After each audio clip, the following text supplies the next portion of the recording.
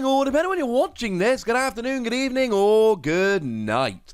My name's Ross, and as always told, out of PTCGRadio, and assuming that the timetable of my uploads holds, this should be going out around about the release day of Darknes Ablaze, or maybe the day after. And given that Darknes Ablaze is now out and legal for tournament play, it's probably about time we took a look at the best decks. Now, I've already looked at the best new decks from Darknes Ablaze, and I've already looked at the best new budget decks, but this is now looking overall at the format, the best decks. If we're heading into tournaments, what should we be expecting to do well and be at the top tables? So we've got a mixture of new decks and a mixture of old decks. Though I will say, compared to the majority of sets we get, this has shaken up the top of the competitive landscape far more than your average set will. So, we're going to do a top 5, but want to start with an honourable mention for Blacephalon. And the reason I'm putting this in the video is because I honestly would not be at all surprised to see this just rocketing up the list as we go through. You see, Blacephalon's got that rather beautiful attack, Fireball Circus, free fire energy, and you discard as much fire energy from your hand as you like, or as you can, or as you want to. Completely up to you, depending on how many energy you can, of course. And you do 50 damage for each energy discarded in this way. You've got Welder to pop your energy on there, and then you've got stuff like Giant Half to search it out, and frankly, this is looking like a very good deck. It's been a good deck for a while. It's kind of combo-y and kind of combo-heavy and all of that, but I'll be honest with you, it's got the power to one-hit KO anything, and with VMAXs getting better as we move forward into the new format, a single prize Pokemon that can get one-hit KOs does seem like it's something we should be considering. And now we're kind of talking pre- and post-rotation here, kind of.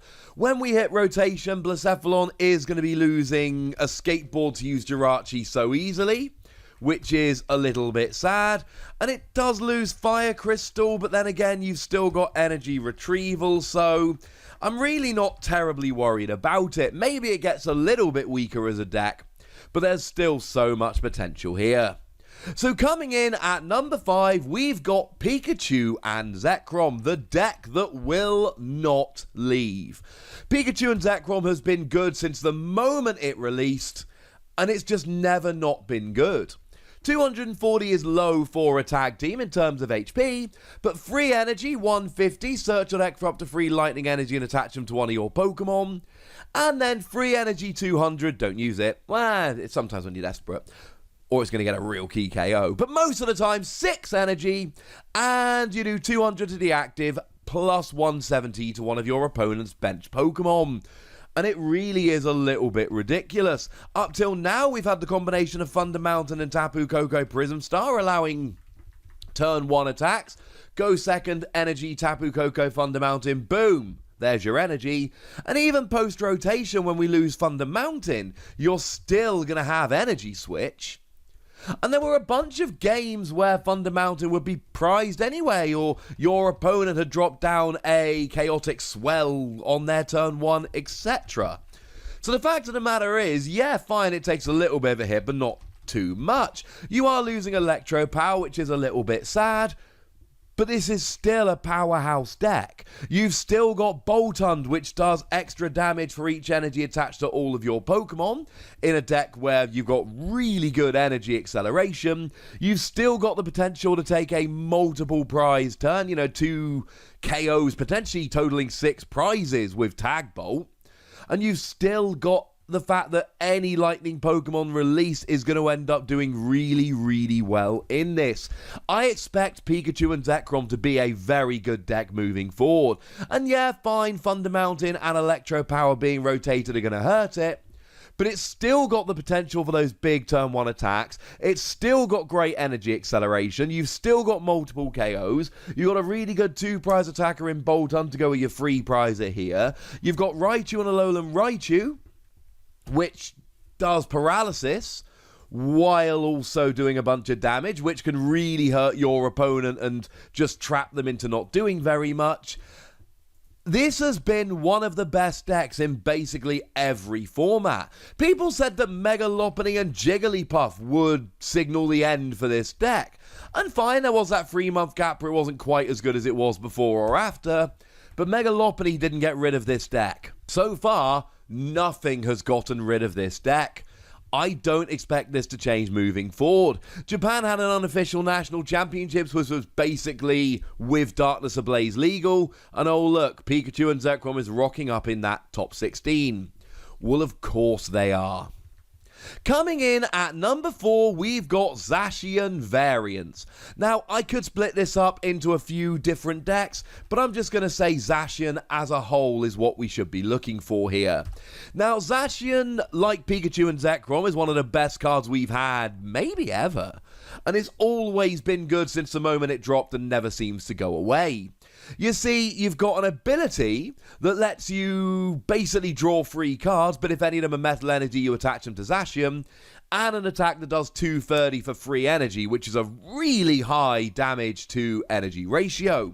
Plus, you've got Metal Saucer, which accelerates energy to it, Metal Frying Pan, though that is rotating, that stops your weakness as well as prevents 30 damage, but even when that does rotate, you got Metal Goggles, which will reduce damage done to it by 30 and stop damage counters being dropped, which is going to really help against stuff like Dragapult.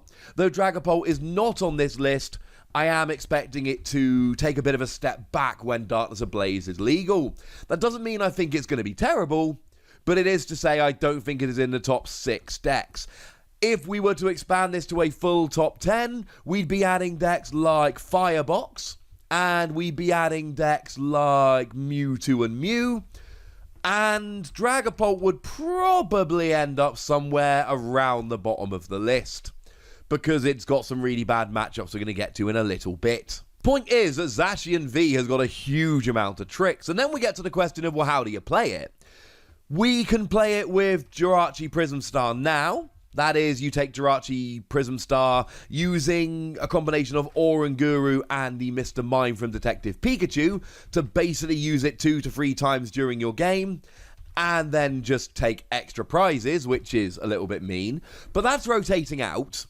But we're still going to have Arceus and Dialga and Palkia, so you do an extra 30 damage and take an extra prize every time you take a KO, or attack and take a KO, which is weird and over-the-top good. Or we can play it with Lucario and Melmetal, reduces damage done to it by 30 for the rest of the game, as well as all of the other tricks we've seen, and I do expect both of them to be pretty good moving forward. For what it's worth, in Japan it was the Lucario and Melmetal build that did better in their unofficial nationals. Not that that should be taken as absolute gospel, and I really am unsure of exactly which Zacian variant is going to rise to the top. It has changed as we've gone around, but I do feel pretty good putting it in at number 4. In at number 3, we've got Centiskorch. Centiskorch is one of the new Pokemon that came around in Darknes Ablaze, and I expect Centiskorch to be an absolute powerhouse moving forward. It is just a phenomenal deck. Now, what we see here is, I mean, the Centiskorch V is kind of underwhelming. 1 energy, 20 damage, discard an energy from this Pokemon, and if you do the defending, fine, I guess. 4 energy, 180 is too expensive. But it really is the VMAX here. The VMAX for a minimum 2 energy does 40 damage, plus 40 for each fire energy attached to it, and if you do any damage, you get to attach a fire energy from your discard pile to this Pokemon, which is a little bit over the top good. Bearing in mind you've got Welder to start piling the energy on at a frankly ridiculous rate, and then all that stuff like Giant Half as well, and Centiskorch is going to be a fairly straightforward deck. Now, to be fair, you still do have that Volcanion from Unbroken Bonds. It's really nice because if you go second on your first turn for a single energy, you get to accelerate 3 energy from the deck. But also, if there's 2 energy on Volcanion and 2 energy anywhere else, you do 110. So it's a really nice non-GX attacker that can be used. But the fact of the matter is, what we've got here is just a really over-the-top good attacker. And you've got some other options, but make no mistake about it, the deck is built around Centiskorch just smashing. And it's another one of those decks, if your opponent has an even slightly slower start, you're just going to be able to welder a couple times and be one-hit KOing everything, even if they're free prize Pokemon. In at number 2, we've got Eternatus the Max, and there's a bunch of people that would be expecting this to be number 1, and I'm sure there are a bunch of people out there that would put it number 1. One of the things we need to say here, and this is true whenever a new set drops, we don't know. We can make educated guesses. Japan has had the sets that make up Darknes Ablaze legal for a while, so I've been able to look at not just their unofficial nationals, but a lot of other results as well. So we've got some frame of reference, but let's be clear, there was a time when Reshiram and Zekrom looked like it was going to be the undisputed best deck in Japan, and I just put that on my list of the 10 worst GXs we ever got, tag teams. So yeah. But I do feel confident putting it at number 2 rather than number 1. The deck itself is clearly a powerhouse. The ability is basically Skyfield and lets you have 8 bench Pokemon, as long as you only play Darkness Pokemon. And then the attack is basically Mega Rayquaza, in that you get to do 30 damage for each of your Darkness Pokemon in play. So if everything goes right, you're doing 270 damage. And we know that Rayquaza was amazing. And this is basically the new version of that. In terms of which Darkness Pokemon you play, you've got a bunch of options. Galarian Zigzagoon is a good one. When you bench it, you get to drop an extra damage counter. That's quite nice. Clearly, Crobat is what makes this... Without Crobat, I would not love this deck. Because Crobat gives you a draw engine, and anytime you've got to play a mono type, but you've got no draw engine, you're in for trouble. But Crobat lets you draw until you've got 6 cards in your hand, so there's your draw engine. And then, of course, we got that new Hooper that does 90 for a single energy if it became active this turn. Really nice option, single energy, basic Pokemon, single prizer, etc. So anytime you can take a KO with that, you're really definitely going to want to. And what you've got here is just one of the best decks. And I do expect this to be an amazing deck. We did see 3 of these make up the top 16 over at the unofficial nationals in Japan, which was, incidentally, the most populous deck in the top 16, other than Mill, but with Oranguru rotating out very, very soon, it just seems silly to put Mill on this list. We don't know what's going to happen to all the decks I'm talking about on this list when we hit rotation. We can have some ideas, but we never know for sure. But we can say that these Mill, Disruption, Stool, call them what you will decks, with Oranguru rotating out and actually Belelba and Bryson Man being banned, we can say with some certainty that those decks, at least in their current form, are gone. But even with how amazing I expect that deck to be, and let's be clear, I'm not hating on the deck, I'd put it as a second best deck we've got, I still think Vikavolt V is number 1.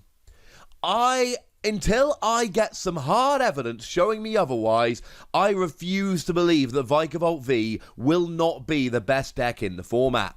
I am going to need some actual tournament result proof before I'm willing to believe that Vikavolt V is not the number 1 deck.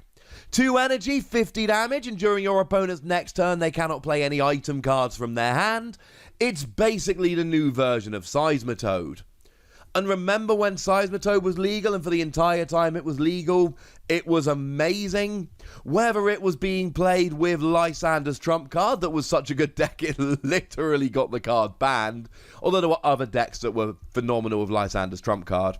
Or it was played with Slurpuff for a whole bunch of extra drawing, or whether it was played with Crobat to drop a whole bunch of extra damage. There were like 27 different ways we played Seismitoad to success. Giratina as a little bit of disruption as well. We saw Giratina Seismitoad being very, very good. We saw Xerneas and Aromatisse with Seismitoad being pretty good. The point is, there were so many different ways to play this card. It was amazing. And there are going to be a bunch of people who say, yeah, this isn't as good. It's just not. This isn't the new Seismitoad because blah, blah, blah. Well, you know what? When we had the unofficial nationals over in Japan, first place was Vikavolt V and second place was Vikavolt V. And I've seen so many people over the past couple of months saying, it's not going to be as good as Seismitoad because. And yeah, it got first and second at Japan's unofficial nationals, but it's not going to be that good over here because all I've seen so far is reasons to believe it's going to be amazing. I mean, to be fair, it's actually got a better second attack than Seismitoad. 3 energy, 90, discard 2 from this Pokemon. And then next turn you attach what will be a second energy and you're off just locking items again. I know Thunder Mountain is rotating, but you can still use Tapu Koko or Turbo Patch to get a turn 1 going second lock. So you've got the 2 energy on there turn 1 and you're off and locking, which seems pretty good to me. There are still going to be many games where you do go second, get the turn 1 lock, and your opponent has 1 turn of items for the entire game, but it's also a turn where they're not allowed to attack and they're not allowed to play a supporter, which is just a little bit over the top dumb, quite frankly. And we are still going to see Vikavolt V crushing everywhere. There are many different ways you can go ahead and play it. We've seen it being played with the occasional Raichu and Alolan Raichu just as a nice backup attacker. You can play it with Boltund V as a 2-prize backup attacker. You can play it with a million different things, but as soon as Darknes Ablaze is legal, start expecting Vikavolt to just go a little bit silly good. I think it is going to be the best deck, and honestly, I have seen nothing but evidence to back me up. But as always, ladies and gentlemen, I am very excited to hear what you think about this. I would love to see your own top 5 list in the comments, and if you think I'm wrong about Vikavolt, I would love for you to tell me why. Go nuts, but be nice. And then make sure you like this video, subscribe to this channel, follow me on Twitter at TheWassy, and Twitch for some live action at twitch.tv/PTCGRadio. If you want to support the channel, get some bonus podcasts and all that good stuff, head on over to patreon.com/PTCGRadio, where you can do exactly that. But by far the most important thing, as always, look after yourselves till next time, would ya? Thank you very much for watching. My name's Ross, and you've been watching PTCG Radio.